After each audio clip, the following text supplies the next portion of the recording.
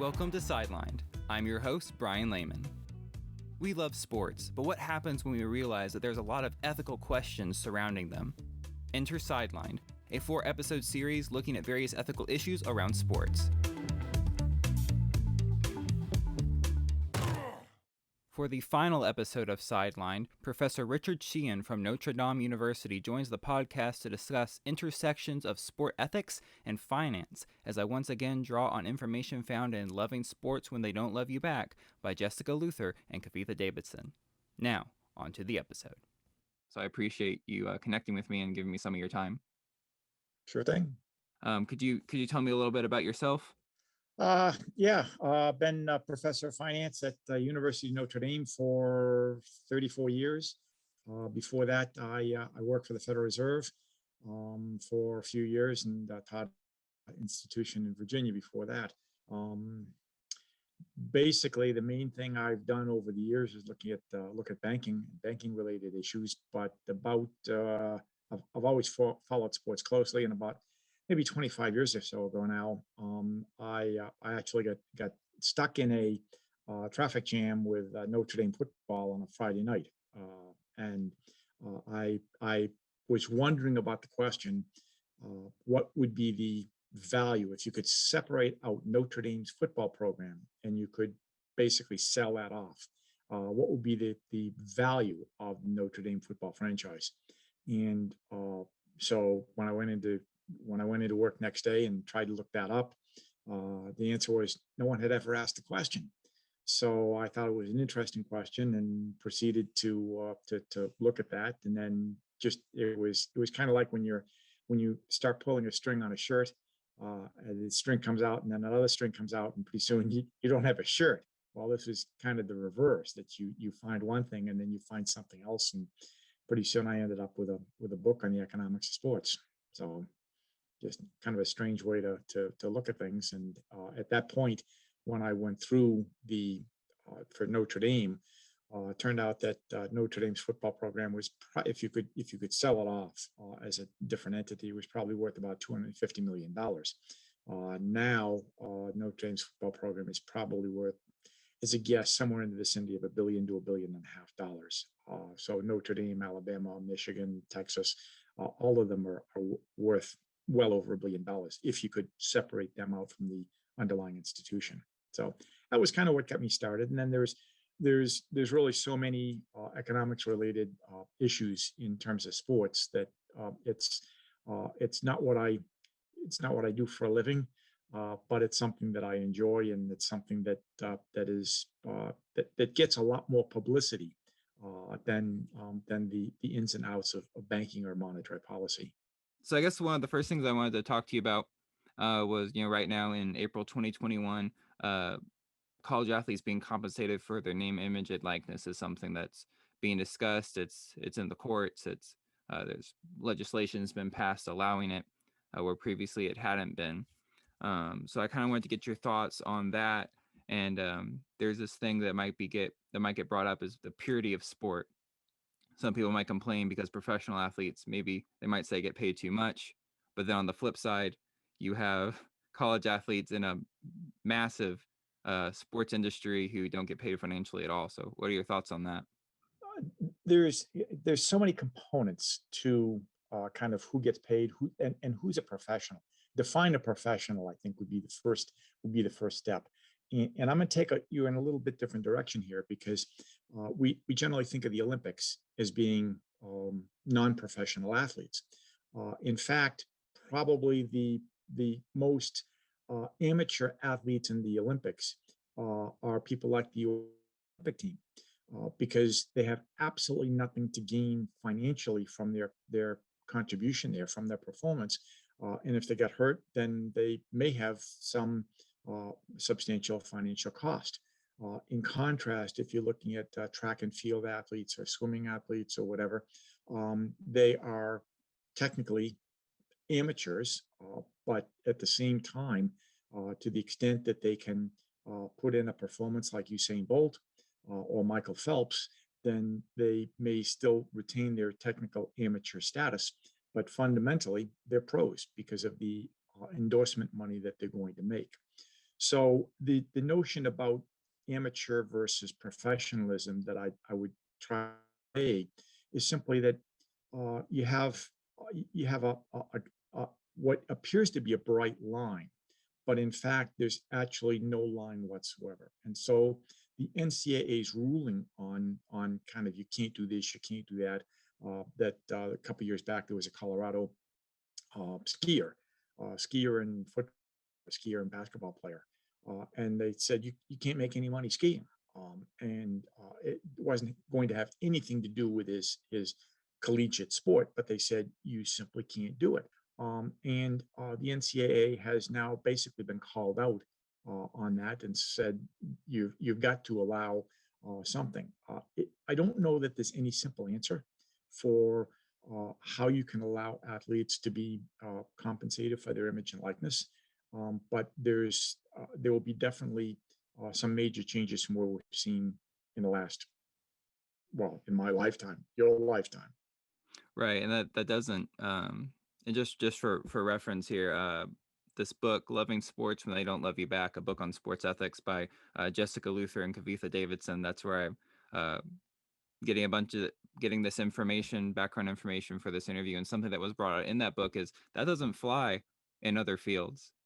If you try to tell somebody who isn't an athlete, oh, well, you can't make money because you're not a professional. I mean, we have paid internships now. We have young entrepreneurs who some might not consider to be professionals, but they're still business people and they get paid. Well, when you have monopoly, you get away with a lot of things that you couldn't get away with if you don't have a monopoly. And the NCAA is a monopoly, very simple. And basically, what the NCAA has done in terms of setting up the rules is to say all collegiate sports fall under the aegis of the NCAA, and therefore, whatever rules we set up pertain to anyone that wants to play any sport under the NCAA umbrella. That's what allows basically the lack of payment to athletes in general. And I think the other kind of taking you perhaps a bit away from where the book is going, but the question, and many times in class, I've asked my students. I've taught a economics of sports class a couple times, and one of the things we discuss is, do students think, and this is it now at Notre Dame, so student athletes are fairly, at least some of them, football players, basketball players, pretty high profile. And I've asked them, do you think that student athletes should be paid? And I figured that it was kind of a no-brainer, that the answer is going to be almost unanimously, yeah, they should be paid. And surprisingly, it's very much mixed. In some years, students will say marginally yes, in other years it's marginally no. And the comment there is basically they already are being paid. They're getting their tuition paid, they're getting room and board, and they get the twisted thing, the most amusing thing to me was that they get fresh vegetables, fresh fruit every day. So you get fresh strawberries, fresh blueberries, whatever, every day. And that's not something that students, I think, regularly get at Notre Dame. At least that's, and that just, I mean, from my perspective, it's a trivial point, but it rankled them somewhat.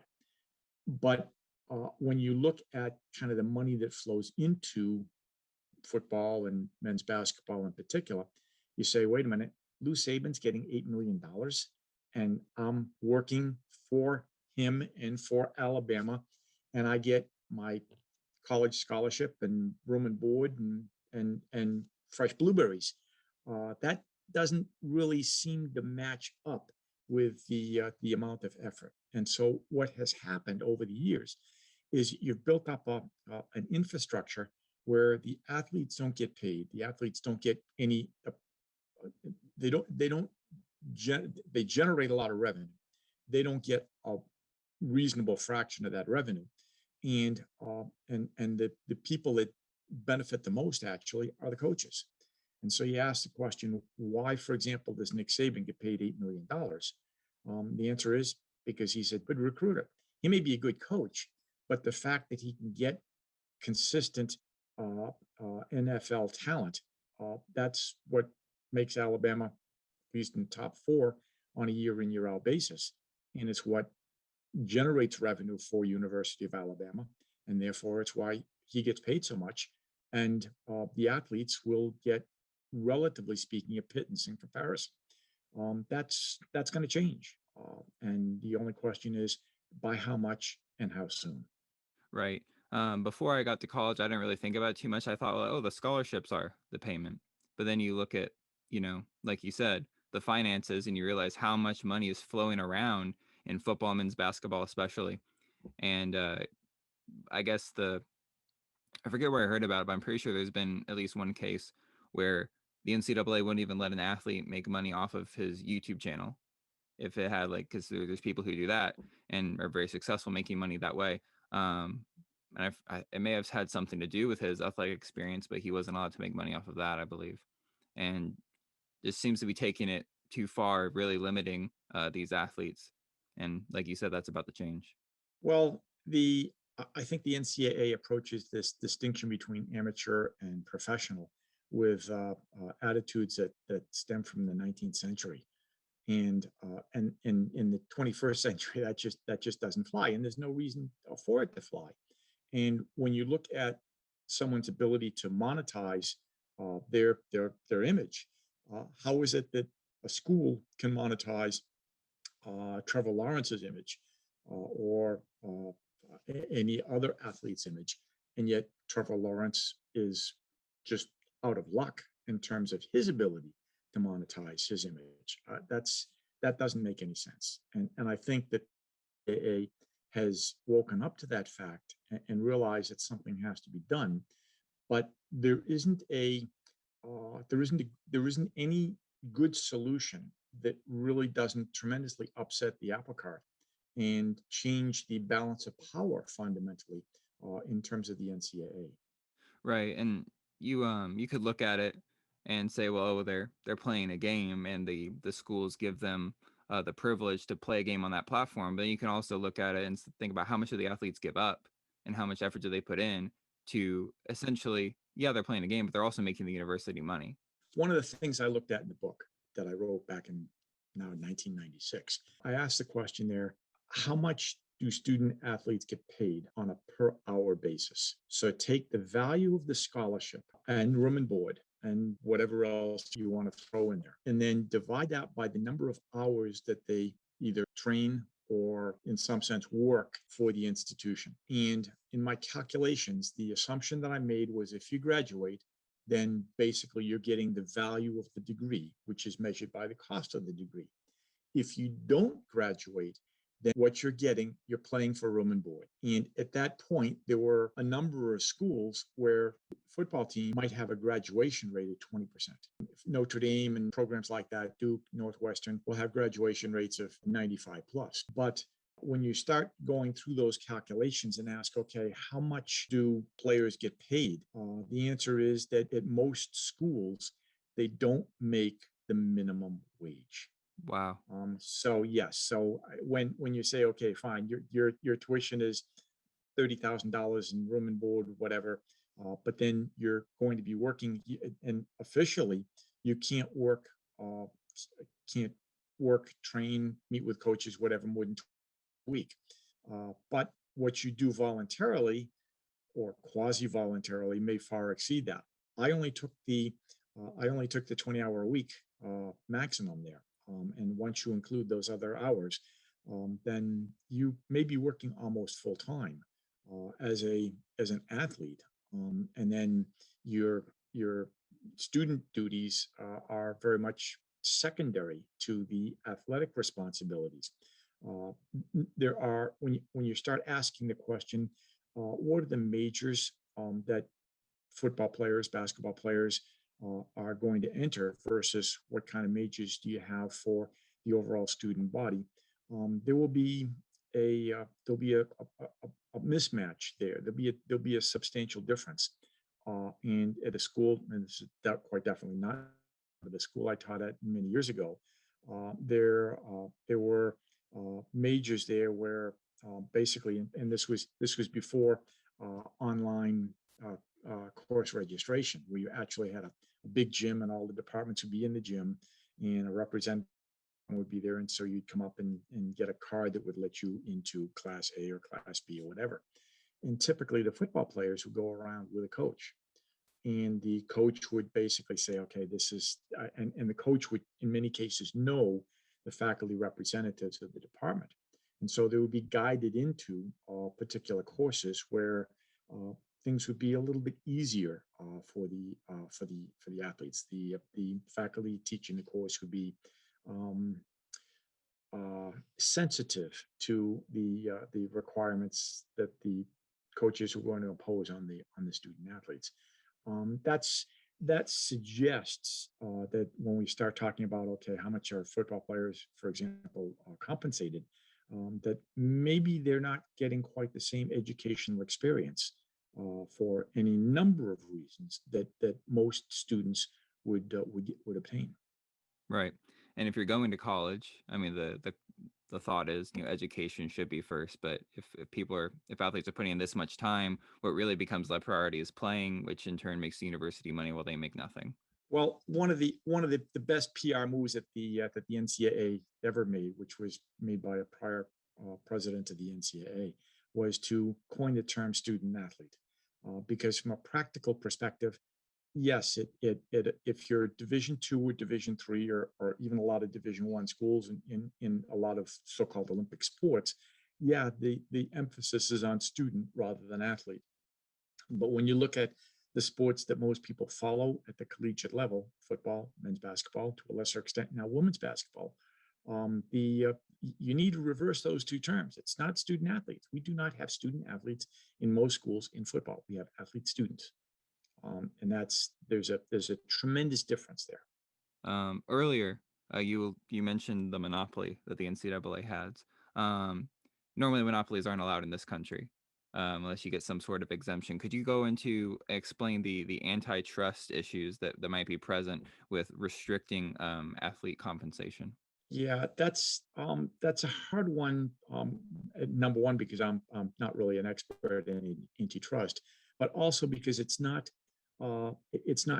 clean in the sense that you don't have, I mean, when I think about antitrust, when I think about a monopoly, the standard perspective there is that you have Amazon, or you have Google, or you have something like that, or U.S. Postal Service, for that matter. You can think of as a monopoly. That's a bit misleading perspective in terms of monopoly, because most monopolists are relatively small. When I say most monopolists are small, if you come from a small town, you have one bank, you have one gasoline station, you have one grocery store, whatever, and those are all monopolies as well. And you don't really have any federal intervention, in those.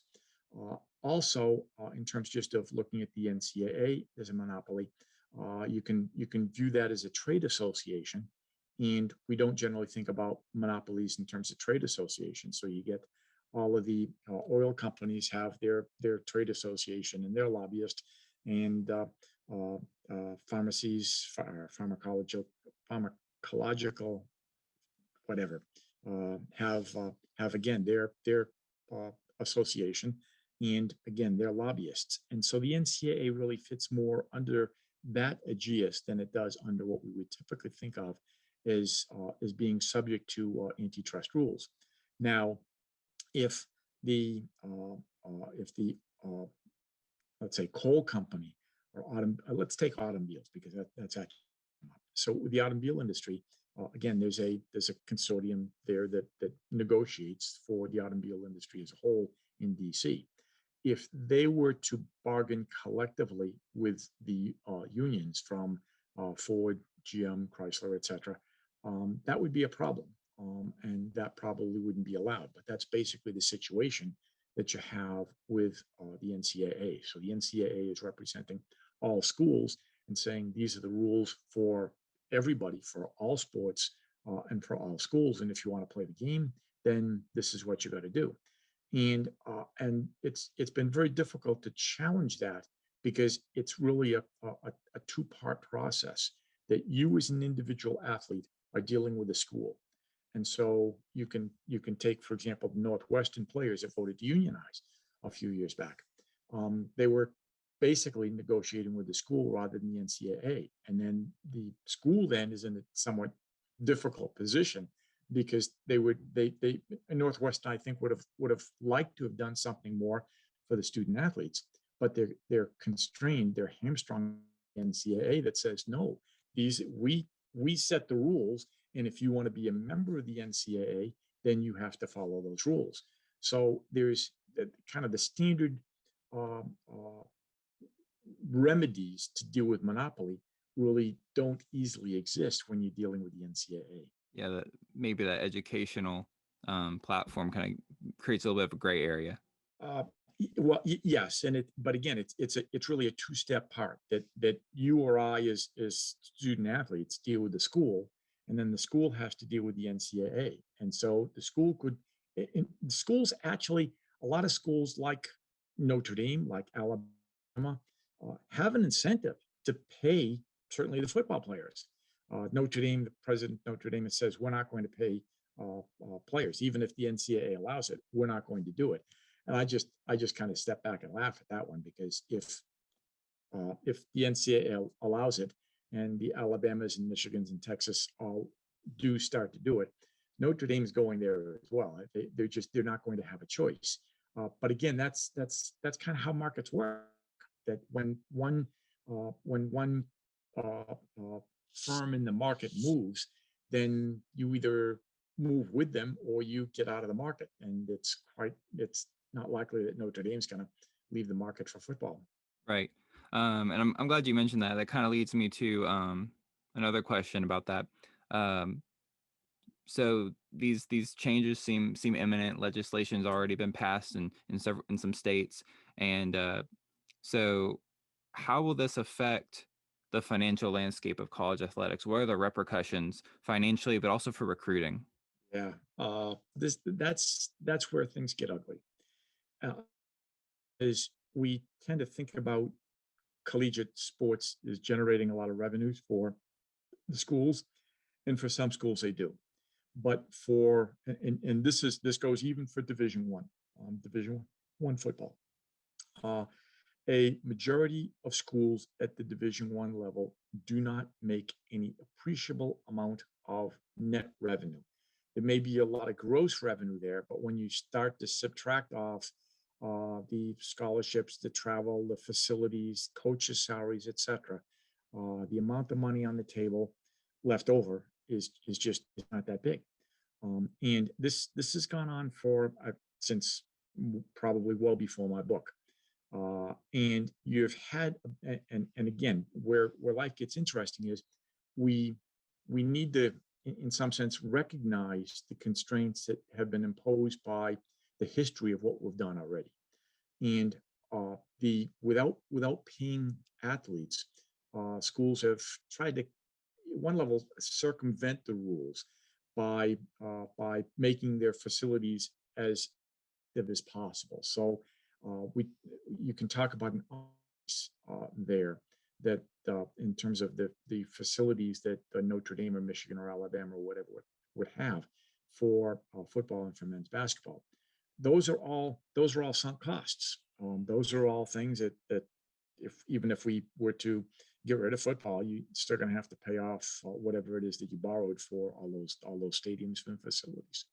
So we got to live with them, and then you've kind of got to back out now and say, okay, fine.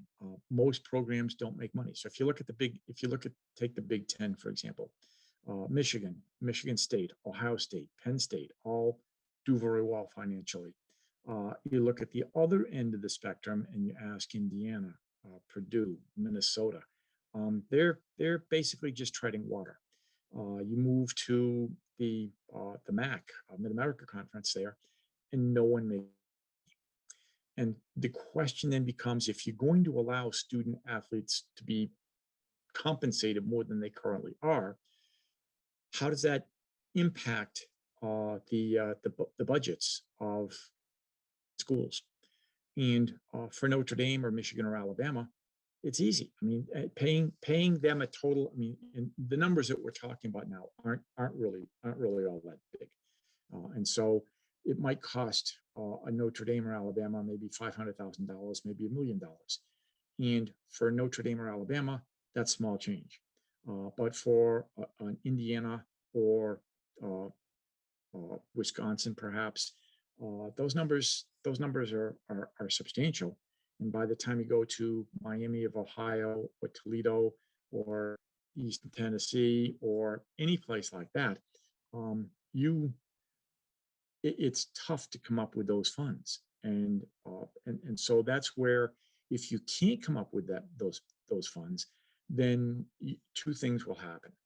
Number one, going to see a change in the competitiveness of many schools. So if you're Division One football, if you're, again, Miami of Ohio, or Troy, or any school like that, um, you're likely not going to be able to compete to start. But your ability to attract athletes, knowing that they're not going to be able to get the same compensation from you as they could get from Michigan or Alabama, I think that changes the playing field in a substantial way. So now, and again, just if we think about this last year, you had Coastal Carolina. Neither one of them really make any money, any appreciable money from football. But you might want to go there, even if you were kind of marginally recruited at one of the better schools. You might want to go there simply because you're going to have the opportunity to play 4 years. Are you going to take that opportunity when, even if you're fourth on the depth chart at Alabama, you're still at Alabama and you're still going to get compensated better there than you would at Coastal Carolina? That the impact of that change, I think at this point we can surmise that you're going to have uh, uh, more disparity between the haves and the have-nots. How bad will it be? I don't know. And at this point, I don't think anyone really knows. Will the schools at the bottom of the ACC in terms of finances, or the Big Ten, or the Pac-10, or the SEC even, will they be willing to pony up an extra $500,000 to to try and keep up? And if they do, where are they going to get the money? Because it's likely not going to be generated. Yeah. Um, that's really interesting insight. I appreciate you breaking that down. And you mentioned facilities, and that's one of the as part of like the university expenses. And I like to kind of use that as a bit of a segue to kind of move into stadium financing. Um, that's another issue that we kind of run into. What we find is profits are being privatized while costs are being socialized, and that the public throws in money, whether they want to or not in some cases, to fund these new fancy stadiums. But then where do the profits go? They go back to the franchise. So could you talk about that, maybe the impact of some of the federal subsidies that can take place when these stadiums are being built? Most of the time, virtually all the time, it's going to be state or local subsidies. And the problem, the issue basically is that you have, and I should kind of back up and also note that this is not really so much an NCAA problem as it is with professional sports.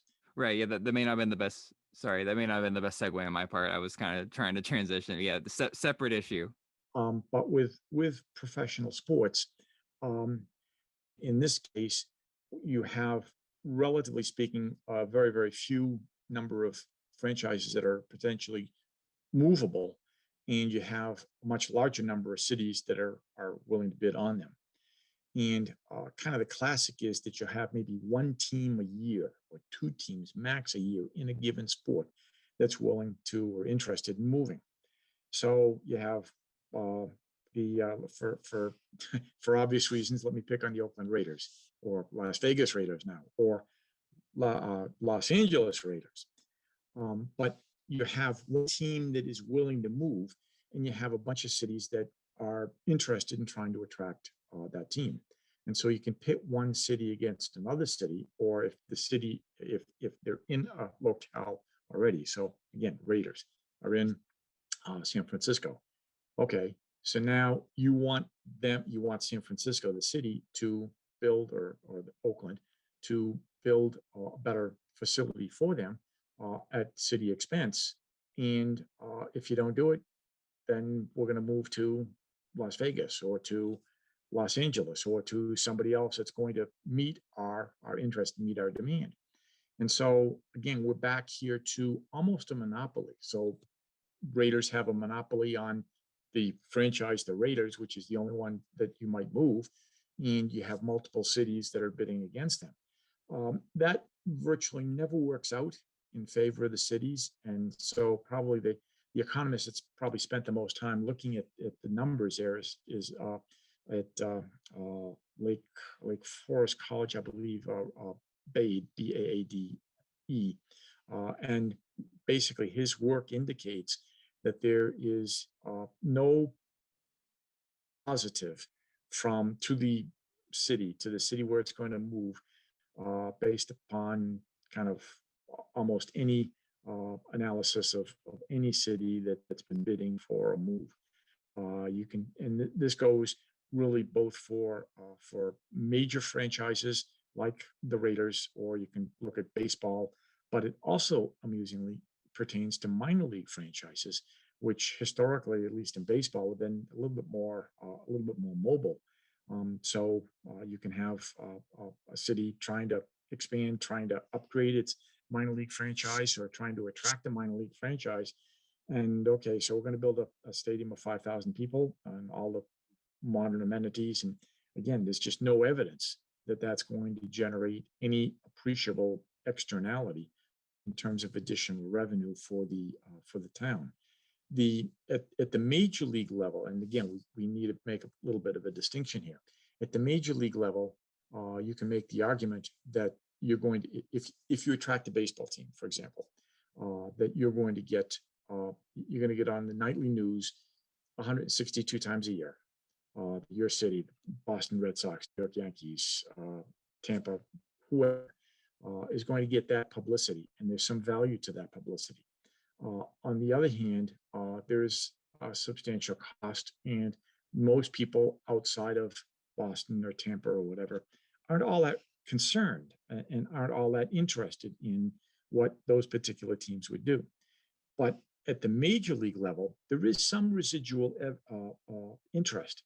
At the minor league level, you probably don't care about what happens to the South Bend Cubs or the South Bend White Sox, or pick any other the Lansing Lugnuts. It's not something that's of interest to you.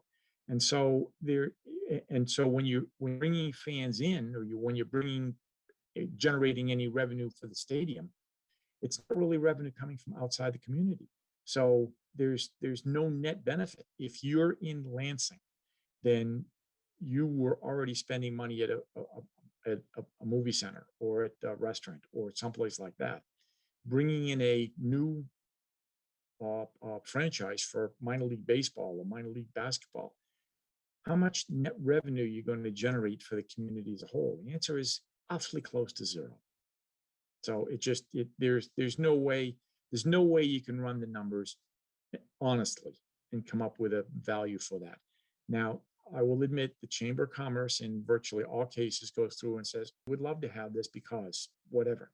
But when they've run the numbers, it's a sham. Yeah. And but there's been cases where teams have moved in the past, even as far back, in 1953 the Boston Braves moved to Milwaukee. 1958 the Brooklyn Dodgers and New York Giants moved to California, and then in 1984 the Baltimore Colts moved to Indianapolis, and Baltimore was without a football team for a bit because there wasn't going to be a new stadium there in Baltimore. So this stuff happens. Maybe it doesn't uh, work out all the time. Depends on your perspective. Sometimes it doesn't work out for the franchise that wants a new stadium, and sometimes it doesn't work out for the city. In the short term, it virtually always works out for the franchise. And I have to laugh, as you mentioned the Boston Braves. I have a Boston Braves T-shirt, so going back a ways on that one. But typically, when you move initially, there's a tremendous excitement there, and so you'll have in a way a honeymoon period, even if you're not a winning team for 3 years, 5 years, 7 years. Attendance is appreciably higher in your new venue than it was in your old venue. After 10 years or so, then if you're not winning, if you're not a solid franchise, and again, we can pick on the Braves there, then okay, you kind of get antsy and it's not working out the way you thought. And so, okay, you move once, let's move again. So we have the Atlanta Braves, and same thing with the Cardinals in football. Cardinals were, if you go back far enough, Cardinals were in Chicago. Then they moved to St. Louis, and they moved to Arizona, and every so often they hear noises that the Cardinals would like to move again because Arizona isn't all that attractive. If Arizona could have moved to LA, I think they would have done that in a flash. But it just the NFL kind of put the brakes on that one.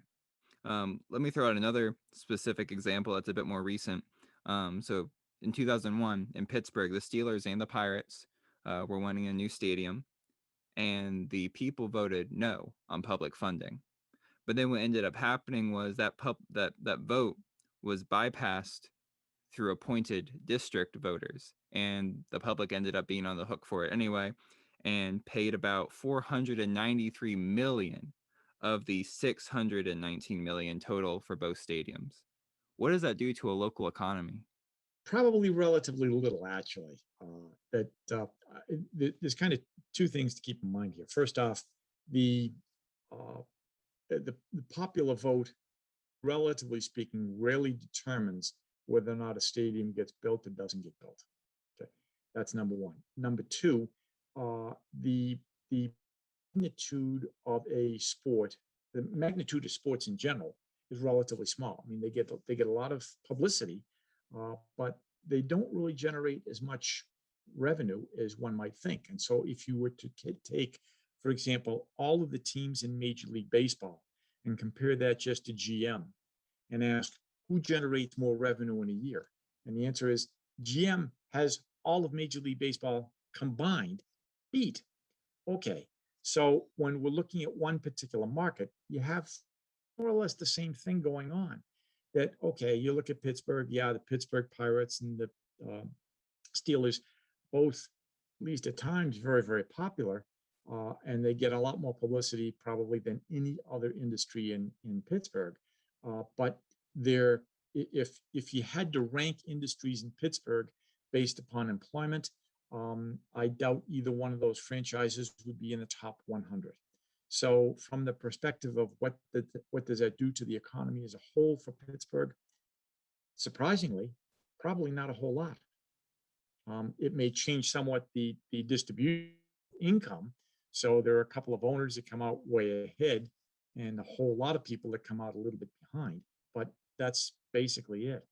And I guess that's interesting that the actual financial impact may not be that big, but then we still run into the issue of these people who may or may not be going to the game still end up paying for a stadium that where the profits end up being going right back to the franchise. Um, that's interesting to note. Let's You talked about how claims of economic gains are unfounded. Um, could you explain the relationship between new stadiums and gentrification? Um, there actually hasn't been that much study on the parallels there, in part because of where new stadiums have been constructed. And again, we can go back quite some time on kind of the where new stadiums have been constructed, but quite frequently, uh, and quite frequently, and especially in the case where an owner is going to have to put up a fairly large sum of money, his own or her own. The stadiums tend to be placed in areas where there's not a lot of traffic, where there's not a lot of demand. That it would be reasonable to say, okay, fine, I have to build a stadium, but I don't want to pay any more than I have to. And so probably the best example of that is actually New England Patriots. That when the original stadium was built down in Foxborough, it was probably the cheapest piece of land that you could find in eastern Massachusetts, and it was on a two-lane road. So just imagine after a football game or before a football game what traffic would look like there. But it was cheap, and that was the goal: cheap land, relatively speaking, cheap stadiums. That um, that would suggest that in many dimensions, you wouldn't have a gentrification issue. Where you had that was kind of moving from maybe the 1970s to the 1980s and early 1990s, when you had a lot of, in some sense, cookie cutter stadiums like the Pittsburgh Three River Stadium, which could be used for multiple sports. But where you just go in and level a neighborhood and again put up something that will fit various venues. More recently, and probably the breakthrough here was with Camden Yards in Baltimore, where the recognition is, wait a minute, if we put a stadium in there, that there are externalities that we can create. And so that's really where I think you begin to have the potential for gentrification itself and the related issues with taking a neighborhood and basically destroying a neighborhood to create something different. That's actually probably not been the standard uh, uh, approach, and I say that because you're uh, you don't want to kill the goose that laid the golden egg, as it were. You don't want to irritate people, even if it's relatively low income neighborhood. You're these are people that you're going to want to attract to your facility. And so what's happened more recently, and probably the LA stadium that they're just finishing, is the best example of that, where you have a lot of a couple hundred acres, which was very valuable in its own right. And so you put the stadium there, and then you retain the ability to build around it and to reap whatever benefits from ancillary businesses that you could put in there. So again, it's kind of a question of, do you want to have a monopoly on the revenue that your stadium potentially can generate, not just from the games itself, but from whatever would be affiliated with that, whether it's restaurants, bars, even housing. Right? And so, in give you kind of a example here in South Bend, Kovaleski Stadium was built probably about 35 years or so ago, and recently they figured out, wait a minute, we could put expensive housing overlooking the stadium. And so that's basically what they've done all around the outfield. That's not something that the stadium owners would necessarily like to have, unless they're going to be the ones that generate that get the revenue that's being generated. All right. Thanks for breaking that down. This has been an interesting discussion. I really appreciate being able to draw on your expertise. Do you have some time to talk about the Olympics? Sure. All right, great. So let's move on to then. This was the last topic I had here. Talk about the Olympics. You could throw in the World Cup, just big sporting events, international sporting events. Let's start off by asking, what do the Olympics mean to you? Boy, uh, I tremendously enjoy the Olympics, and but it at one level it's a love hate relationship. In a way, it kind of brings us back to collegiate sports, because the athletes there don't get paid, and there's a tremendous amount of revenue which the IOC receives, in which the IOC then turns back to the different sports. Um, that leaves me kind of in a somewhat uncomfortable place in terms of thinking about the Olympics, because again, you look at most of the athletes there aren't going to generate any revenue. Um, aren't going to. There's going to be no income that they receive from the Olympics. If you're a weightlifter, a judo, or anything like that, or if you're simply not going to be competitive in whatever your sport was, then you're there for the experience, and the experience may be great. The experience may be wonderful, might be the high point of your life, but there's a lot of money on the table, but it just doesn't go to you. And that, in a way, is the same thing as with collegiate athletes. That kind of makes me a little bit ambivalent again. And the IOC, and you mentioned World Cup, the IOC and Soccer Association, I think are both fundamentally tainted. I think that they make the NCAA look like choir boys and girls. Yeah, and then I'm glad you connected that back with the NCAA issue, and maybe it's also is connected with like the financing issue because the cost of hosting one of these events is tremendous, and the impact that that has on the host city is not as positive as some might think. Yeah, probably the best example of that is that Boston was scheduled to be the USA potential host, and the people of Massachusetts said, "No, we don't think so. We don't want it because of the additional hassle and potentially because of the additional cost."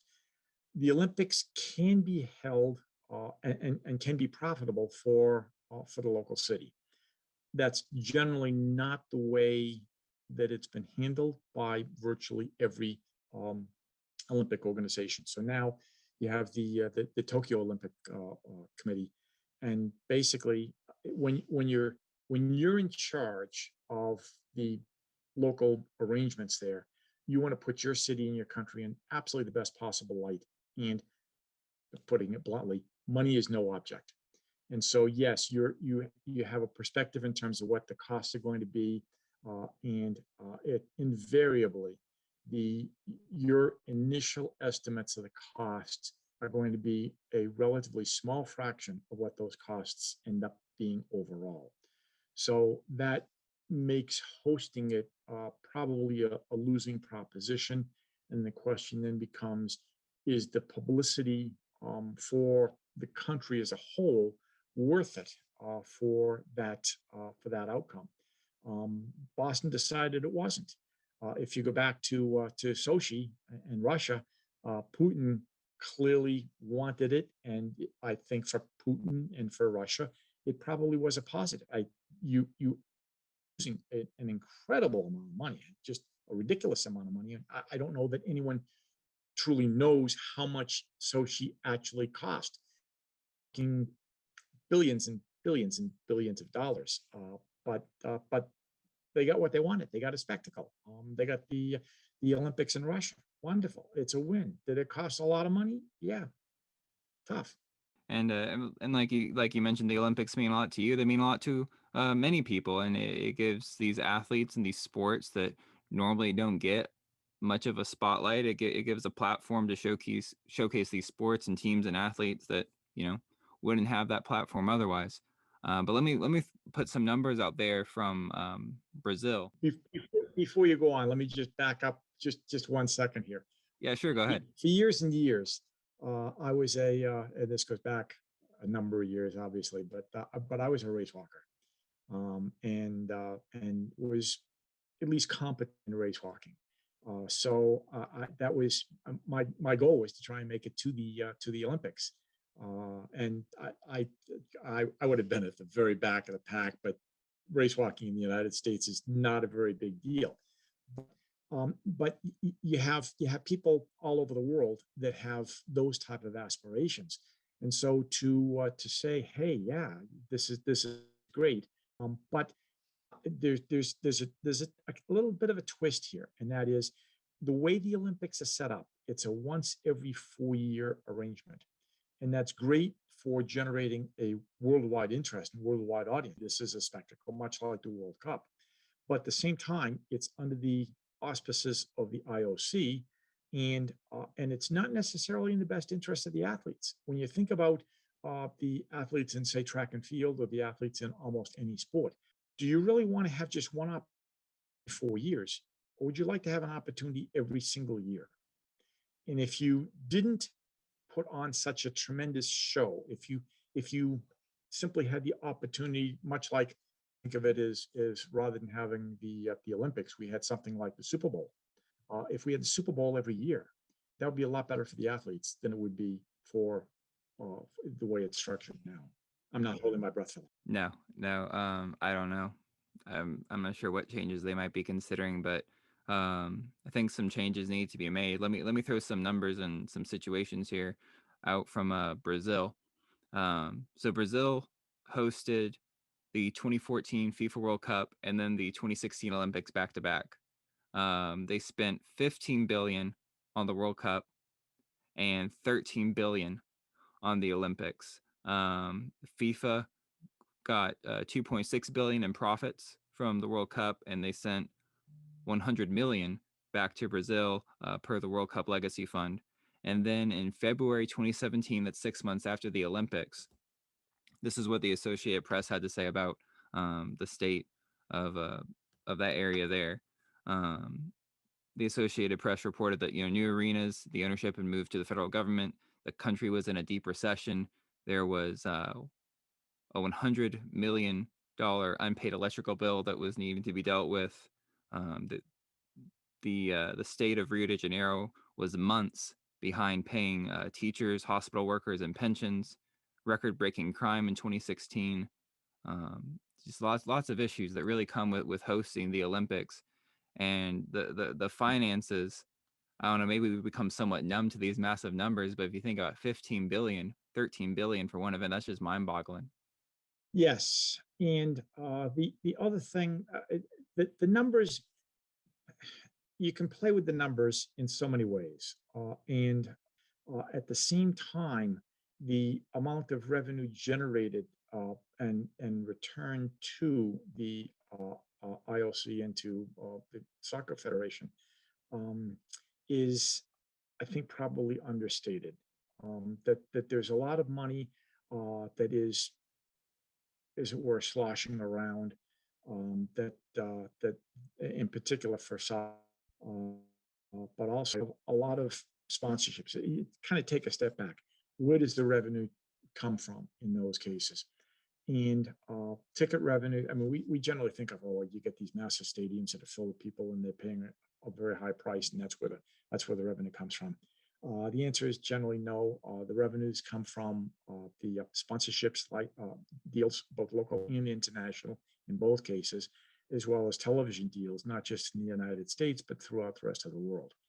And the amount of money in those, in many of the licensing and sponsorship deals, is very, very large. And we have one set of rules in the United States where your bribery simply is not allowed. But throughout most of the rest of the world, there's a lot of under the table payments, and that's if I had to guess how much the soccer association, the IOC, made, I would probably add at least $1 billion to each one of those totals, and say that that's that's how much revenue, that's how much additional revenue is there. Probably the best or worst examples of that would be again, Russia and Sochi. Um, that there was tremendous. I mean, it's not really news, but at the same time, you can look at the next World Cup. I believe is in Middle East. Is it the United Arab Emirates or Qatar, or someplace there? I'm drawing a blank on where exactly where. But again, why would you have it there in the middle of the summer? I mean, just the country isn't big enough to really require all of those additional venues. Number one. Number two, the heat's going to be atrocious unless you're doing everything indoors in air-conditioned facilities. It doesn't make any sense. It doesn't make any sense unless there's a whole lot of bribery underlying the the decision-making process. But that's the most dramatic examples. But that's not. There's no reason to say, hey, it's going to be limited to that. So I tend to take the numbers, as ugly as they are, at somewhat less than face value. And then again, you have Brazil having issues. Probably the other really bad example there would be Greece running the Olympics, and a lot of the facilities there, they had tremendous difficulty putting them up to begin with. They've obviously had some severe financial issues since, and the facilities have basically fallen into disrepute. even in China. That tremendous stadium that everyone was very pleased with is apparently not being used, and is the bird's nest is looking more like a bird's nest than a stadium these days. I hear. Yeah, and the the finances can be difficult to manage, but I guess what makes this more of an ethical issue is because this is for sports ethics podcast, like what happens to the people who live there in that host city. An issue that can occur is with security. Obviously, the Olympics is an international event. That's a potential terrorist target. They need top notch security for the Olympics. So what can happen is when the security is focused on the Olympic site, other areas of the city are endangered. And then where this another issue that comes up is the space for all these venues. Rio had 77,000 people displaced to make room for these venues, and an estimated 1.5 million in Beijing.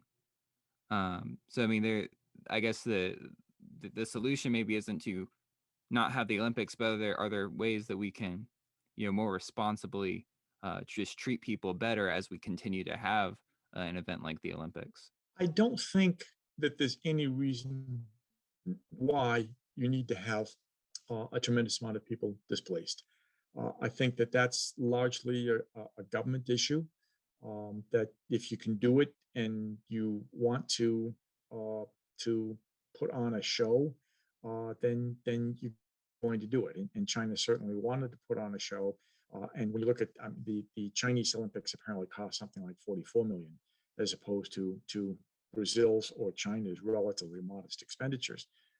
But the issue is, I think, where's the government's priorities?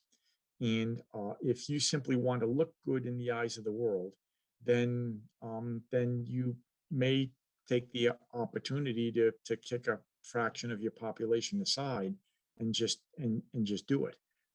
That's I don't think that that's necessarily an Olympic problem. It's a problem with the government that has a set of priorities that I think you and I would say are inappropriate. And I think China. Two worst examples, I think, are China and Russia, and they're also probably the two most expensive that we've seen. China's for the summer and Sochi for the winter. But if you if you're going to be if you're willing to use existing facilities, then in many cases it's not a challenge. And so if the Olympics had been held in Boston, or if they are to be held in the future in LA, there wouldn't be a whole lot of additional facilities that would be required. You wouldn't have to have a whole lot of people transplanted or displaced or whatever. Now, you need to make a distinction also, I think, though, between a country like the United States or Japan and a less developed country like Brazil. And for a country like a Brazil, or for that matter, South Africa with the World Cup, um, you can look at the Olympics really as an opportunity, and I think that that's the way Brazil did look at it. Um, you look at this and say, hey, we can change the world's attitude regarding Brazil, and that's great if you can pull that off without disenfranchising a substantial part of your population, without basically changing your your government priorities. And the problem is with a country that is in the process of developing. Oftentimes, the existing finances somewhat of a stretch, and so now you're putting additional pressure on them and saying, "Hey, you got to spend an extra 9 billion, 10 billion, or whatever here." Does that come out of someplace else?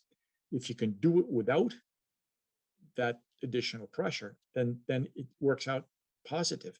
But again, everyone, I think, when they're bidding for the Olympics, puts on rose-colored glasses and says, "Hey, we can do this.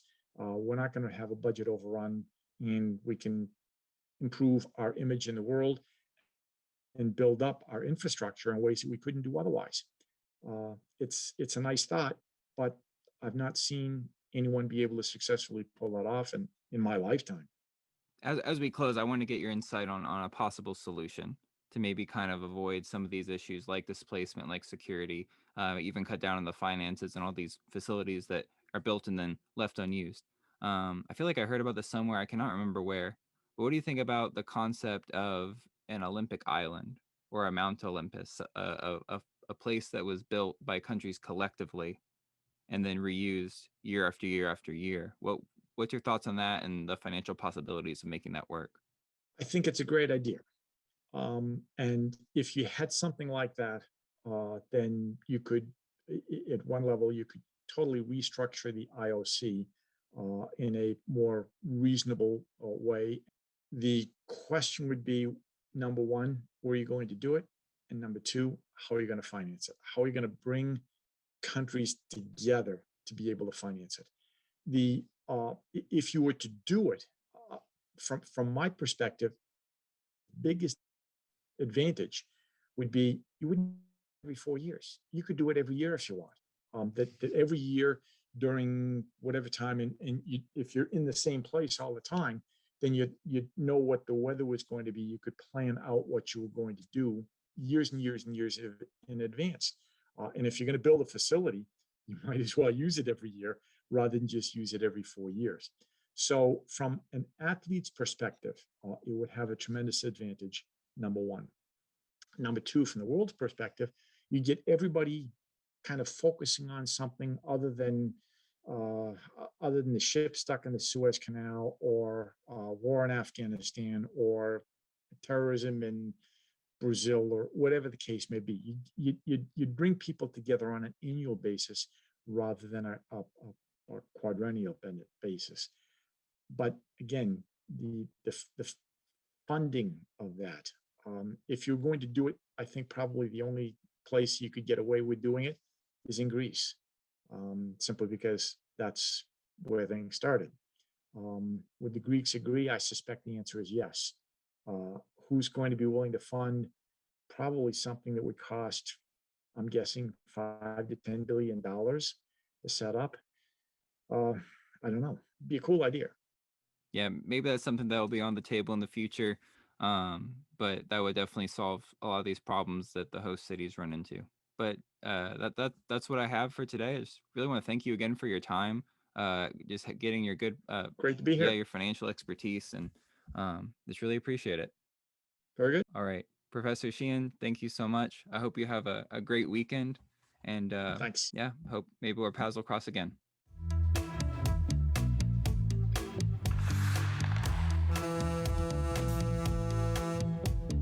That concludes this episode. You can check out the complete series on my personal YouTube channel. Thank you to my guests, as well as the faculty and advisors in the Department of Media and Communication at East Tennessee State University. I'm Brian Lehman, and thank you for listening.